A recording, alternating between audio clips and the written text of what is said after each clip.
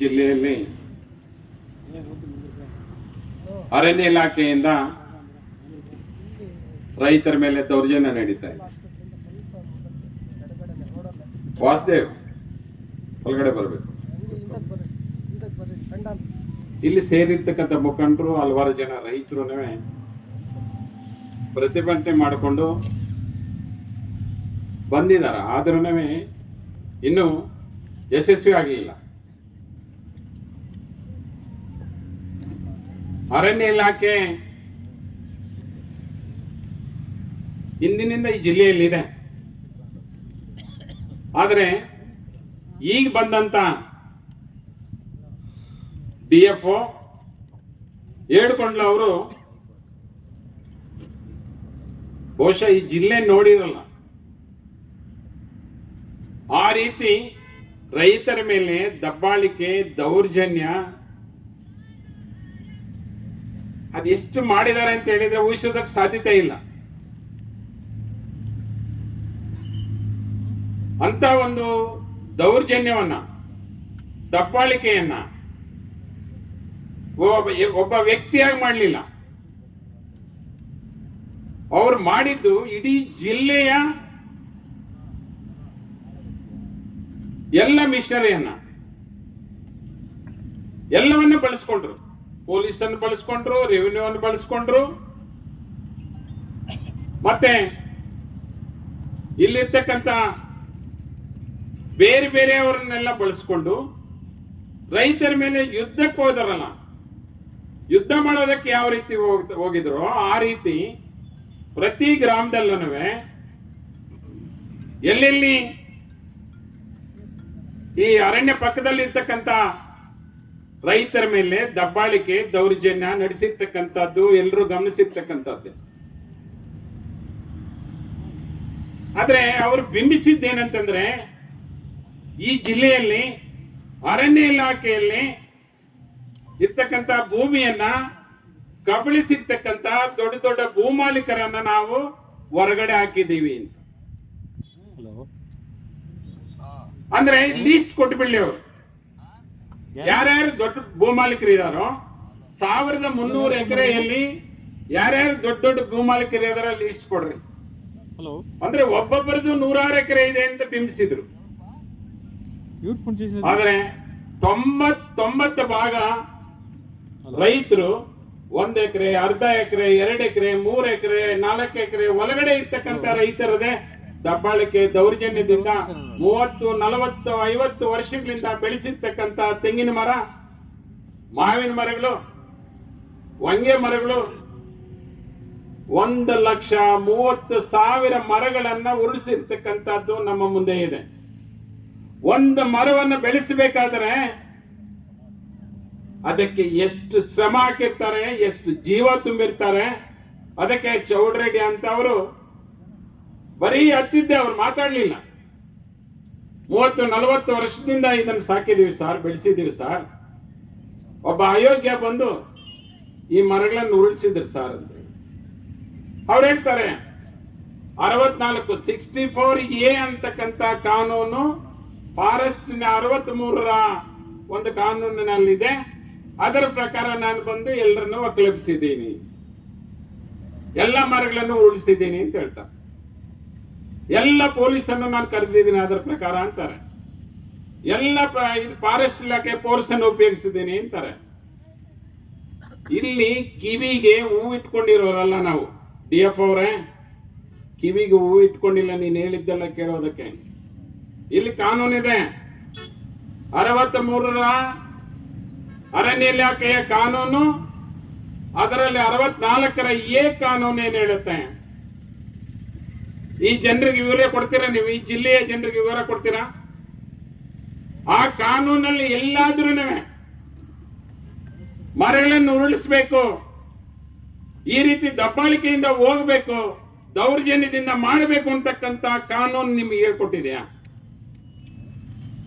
ತೋರಿಸ್ತೀಯಾ? ಧೈರ್ಯ ಇದೆ ನಿಮಗೆ?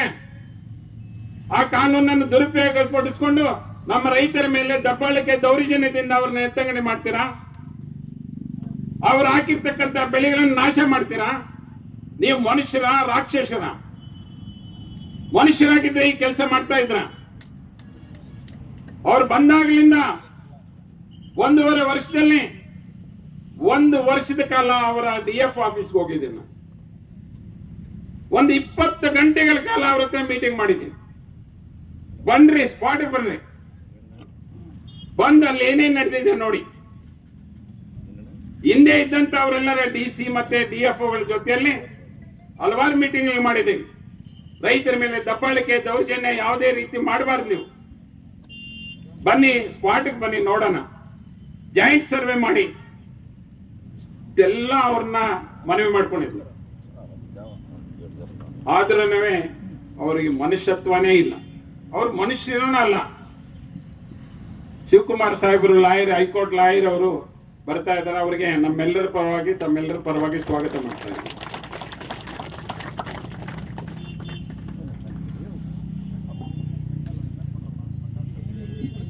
ಬಂಧುಗಳೇ,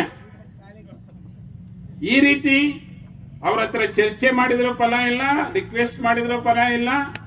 ಆದ್ರೆ ಸ್ಪಾಟ್ ಬನ್ರಿ, ಸ್ಪಾಟ್ ಅಲ್ಲಿ ನೋಡೋಣ ರೈತರ ಪರಿಸ್ಥಿತಿ ಏನು, ನಿಮ್ಮ ಇಲಾಖೆ ಪರಿಸ್ಥಿತಿ ಏನು, ಅರಣ್ಯ ಎಲ್ಲಿದೆ, ರೈತರು ಎಲ್ಲಿದ್ದಾರೆ, ನಿಮ್ಮ ಜಮೀನುಗಳಿರ್ತಕ್ಕಂಥ ದಾಖಲೆಗಳೇನು, ನಮ್ಮ ರೈತರಲ್ಲಿ ಇರ್ತಕ್ಕಂಥ ದಾಖಲೆಗಳೇನು, ಇದೆಲ್ಲವನ್ನ ಪರಿಶೀಲನೆ ಮಾಡೋಣ ಬನ್ರಿ ಅಂತಂದ್ರೆ ಬರೀ ಬೂಟಾಟಿಕೆ, ಸುತ್ತಿ ಸುತ್ತಿ ಸುಸ್ತಾಯ್ತು.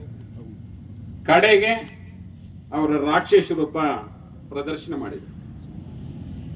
ಆವಾಗ್ಲೂ ಅಲ್ಪ ಸ್ವಲ್ಪ ಪ್ರತಿಭಟನೆಗಳು ನಡೆದ್ರು, ಎದುರಿಸಿದ್ರು.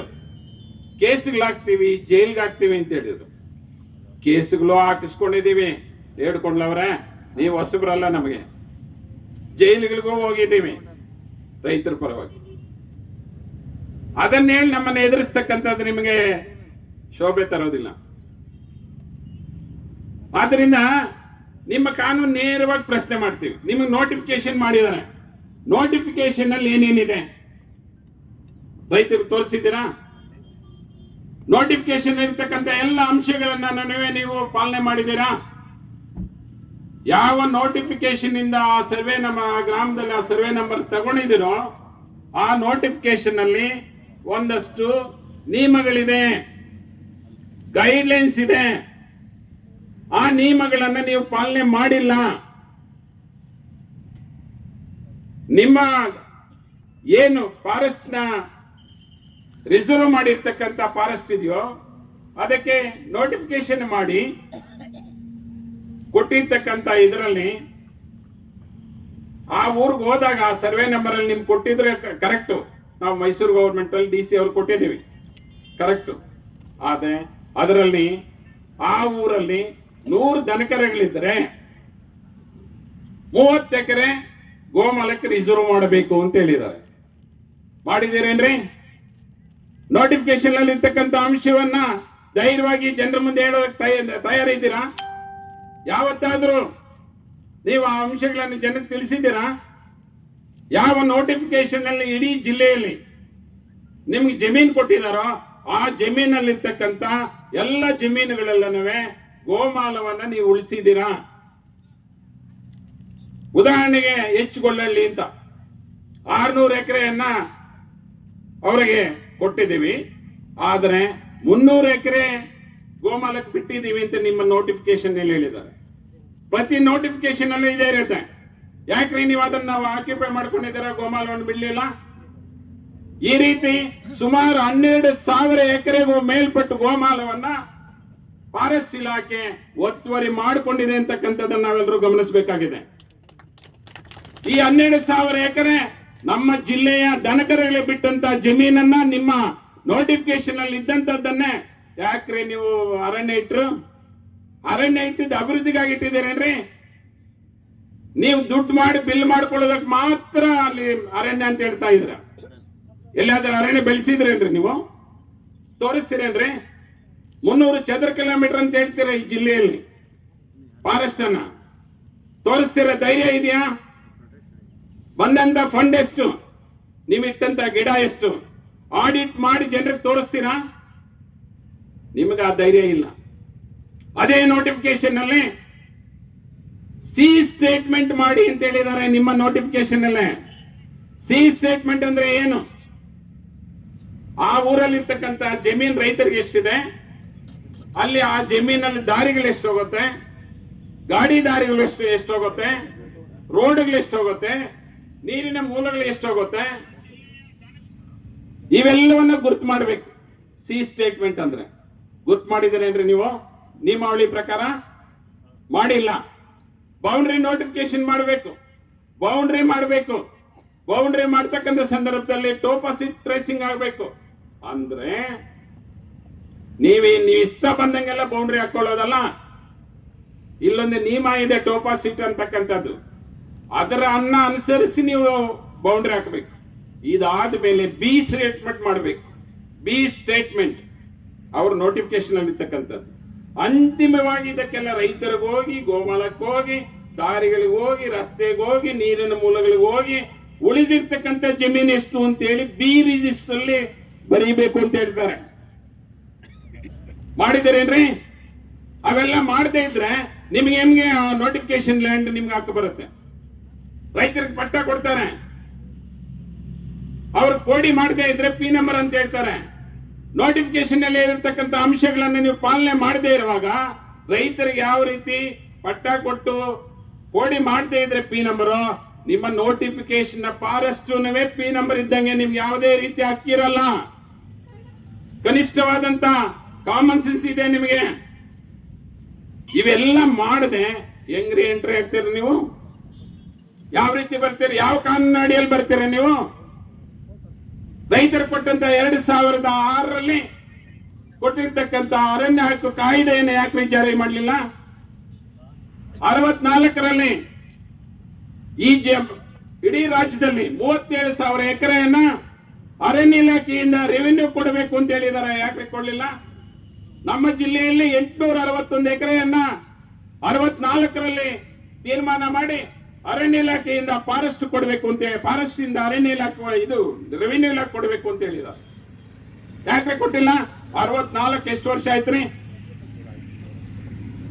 91, 92 ಇದರಲ್ಲಿ ಸೆಂಟ್ರಲ್ ಗೌರ್ಮೆಂಟ್ ಪರ್ಮಿಷನ್ ತಗೊಂಡು 3 ಎಕರೆ ಒಳಗಡೆ ಇರ್ತಕ್ಕಂಥವರು 78 ಆಚೆ ಆ ಕಡೆ ಇರ್ತಕ್ಕಂಥ ಪಟ್ಟ ಪಡೆದಿರ್ತಕ್ಕಂಥ ರೈತರಿಗೆ ಜಮೀನು ಕೊಡಬೇಕು, ಫಾರೆಸ್ಟ್ ಅಲ್ಲಿ ಇದ್ರು ಬಿಡಬೇಕು ಅಂತ ಹೇಳಿ ಆರ್ಡರ್ ಮಾಡಿದ್ದಾರೆ. ಆ ಆರ್ಡರ್ ನಿಮ್ಮ ಫಾರೆಸ್ಟ್ ಇಲಾಖೆ ಸೆಕ್ರೆಟರಿ ಕಳಿಸಿದ್ದಾರೆ ನಿಮಗೆ. ಆ ಜಮೀನನ್ನ ನೀವು ಯಾಕೆ ಕಿತ್ಕೊಳ್ತೀರಾ? ಆ ರೈತರಿಗೆ ಬಿಟ್ಟಿದ್ದೀರೇನ್ರಿ? ಯಾಕೆ ಬಿಡ್ಲಿಲ್ಲ?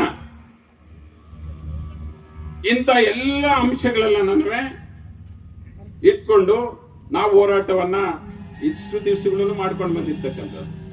ಇದೇ ಸಂದರ್ಭದಲ್ಲಿ ಹೈಕೋರ್ಟ್ ನಮ್ಮ ಅಡ್ವೊಕೇಟ್ ಅವರು ಬಂದಿದ್ದಾರೆ. ಕಾನೂನು ಪ್ರಕಾರ ಏನೇನು ಉಲ್ಲಂಘನೆ ಮಾಡಿದ್ದಾರೆ ಅಂತಕ್ಕಂಥದ್ದು ಹೇಳ್ತಾರೆ. ಈ ಎಲ್ಲ ಅಂಶಗಳನ್ನು ಇಟ್ಕೊಂಡು ಇವತ್ತು ಹೋರಾಟ ಮಾಡ್ತಾ ಇದ್ದೀವಿ. DC ಅವರಿಗೆ ಮನವಿ ಕೊಡಬೇಕು ಅಂತ ಬಂದಿದ್ದೀವಿ. ಅಲ್ಲಿ ಬಿಸಿಲಿದೇನು ಒಂದೇ ಒಂದು ಅಂಶದಿಂದ ಇಲ್ಲಿ ನಾವು ಒಂದಷ್ಟು ಈ ವ್ಯವಸ್ಥೆ ಮಾಡಿದ್ವಿ. ಇಲ್ದಿದ್ರೆ ಅಲ್ಲೇ ಹೋಗ್ತಾ ಇದ್ವು. ಬಿಸಿಲಲ್ಲಿ ಆಗೋದಿಲ್ಲ. ಇಲ್ಲೆಲ್ಲ ನಮ್ಮ ವಿಚಾರಗಳೆಲ್ಲವನ್ನ ನಾವೆಲ್ಲರೂ ಮನವರಿಕೆ ಮಾಡಿಕೊಂಡು ಮತ್ತೆ DC ಆಫೀಸ್ ಹತ್ರ ಹೋಗೋಣ ಅನ್ನೋ ದೃಷ್ಟಿಯಿಂದ ಇಲ್ಲಿ ಆಗಿರ್ತಕ್ಕಂಥದ್ದು. ಇನ್ನು ಹಲವಾರು ಜನ ಮಾತಾಡ್ತಕ್ಕಂಥವರು ಸ್ನೇಹಿತರು ಇದ್ದಾರೆ. ಮುಂದಿನ ಹೋರಾಟಗಳಿಗೆ ನಾವು ಹಿಂದೆ ಹೋಗುವುದಿಲ್ಲ, ಮುಂದೆ ಹೋಗ್ತಕ್ಕಂಥದ್ದು. ಅದಕ್ಕೆಲ್ಲ ತಮ್ಮೆಲ್ಲರ ಬೆಂಬಲ ಇರಬೇಕು. ಈ ಜಿಲ್ಲೆಯ ರೈತರ ಬದುಕನ್ನು ಉಳಿಸಬೇಕು, ಈ ಜಿಲ್ಲೆಯ ವಾತಾವರಣವನ್ನು ಉಳಿಸಬೇಕು, ಈ ಜಿಲ್ಲೆಯ ಇಂಥ ರಾಕ್ಷಸ ಅಧಿಕಾರಿಗಳನ್ನ ಅವ್ರ ಮೇಲೆ ಕ್ರಿಮಿನಲ್ ಕೇಸ್ ಹಾಕುವವರೆಗೂ ನಾವು ಹೋರಾಡಬೇಕು. ಇದು ಹೋರಾಟದ ಭೂಮಿನೇ ಮೊದಲಿಂದ. ಇಡೀ ರಾಜ್ಯದಲ್ಲಿ ಕೋಲಾರ ಜಿಲ್ಲೆ ಹೋರಾಟದ ಭೂಮಿ. ಇವತ್ತು ಹೋರಾಟ ಮಾಡದೆ ಹಿಂದೆ ಹೋಗುವುದಿಲ್ಲ ಅಂತಕ್ಕಂಥ ಅಂಶವನ್ನ ಸರ್ಕಾರದ ಗಮನಕ್ಕೆ ತಿಳಿಸಿ ಮುಖ್ಯಮಂತ್ರಿಗಳಿಗೂ ಮೆಮೊರಾಂಡಮ್ ಕಳಿಸ್ತಾ ಇದ್ದೀವಿ. ಇದಕ್ಕೆಲ್ಲ ತಮ್ಮೆಲ್ಲರ ಬೆಂಬಲ ಇರಬೇಕು ಅಂತೇಳಿ ಎಲ್ಲರಿಗೂ ವಂದಿಸಿ ನನ್ನ 4 ಮಾತುಗಳನ್ನು ಮುಗಿಸ್ತೀನಿ. ಧನ್ಯವಾದಗಳು.